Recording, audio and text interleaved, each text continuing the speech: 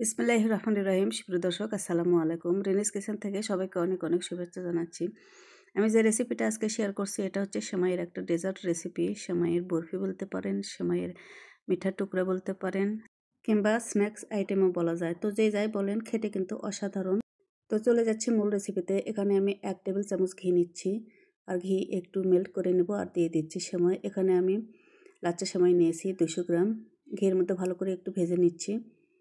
যদিও লাচ্চা সেমাই ভাজা থাকে, তারপরে একটু মুসমুসে করে ভেজে নিতে হবে। দিয়ে দিচ্ছি বাদাম, এটা হচ্ছে চীনা বাদাম কুচি দিয়ে দিলাম, আর এলাচ গুঁড়ো দিয়ে দিলাম কোয়াটার, নারকেল কোরানো দিচ্ছি। সব মিলিয়ে হাফ বাটির মতোর বেশি হবে। আর এখানে দেব কনডেন্স মিল্ক। কনডেন্স মিল্ক দিলে এখানে দুধ আর চিনি ইউজ করতে হবে না।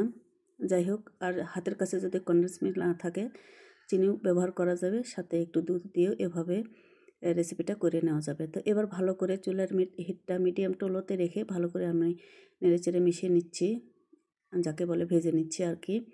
ভাজতে ভাজতে এরকম লুক আসবে। আর মিডিয়াম টু লো হিটে রেসিপিটা করে নিতে হবে। আর মিষ্টির পরিমাণ নিজের পছন্দ মতো দিতে পারবেন, যেহেতু মিষ্টি আইটেম, একটু মিষ্টি না হলে ভালো হয় না। তো আমার কাছে একটু ড্রাই মনে হচ্ছে, আমি আবারও 1 টেবিল চামচ ঘি আর 1 টেবিল চামচ কনডেন্স মিল্ক দিয়ে ভালো করে মিক্স করে নিচ্ছি। এবার একটু সফট হবে।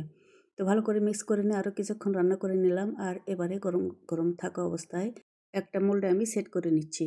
আর এই পর্যায়ে কিন্তু যে কোনো ধরনের শেপ দেওয়া যাবে, যার যার ইচ্ছা মতো।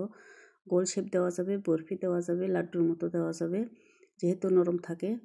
তো যাই হোক, আমি একটা মোল্ডে ঢেলে নিলাম আর ঠান্ডা হওয়া পর্যন্ত অপেক্ষা করব। ঠান্ডা হওয়ার পরে একটুখানি ছেড়ে নেব চাকুর সাহায্যে চারপাশটা, তারপরে মোল্ড আউট করে নিচ্ছি। আর এটা কিন্তু সহজেই মোল্ড আউট করা যায়, আর সহজেই বিভিন্ন ধরনের শেপ দেওয়া যাবে, যার যার ইচ্ছা মতো। এভাবে আমি চাকুর সাহায্যে কেটে নিয়েছি। অনেকটা বিস্কিট শেপ দিয়েছি, অনেকটা গোল শেপ দিয়েছি, আর লাস্টে সামান্য পরিমাণ কাজু বাদাম গার্নিশ করে নিচ্ছি। তো দর্শক, তৈরি হয়ে গেল অনেক মজাদার সেমাইয়ের বরফি রেসিপিটি। খেতে কিন্তু অসাধারণ লাগে।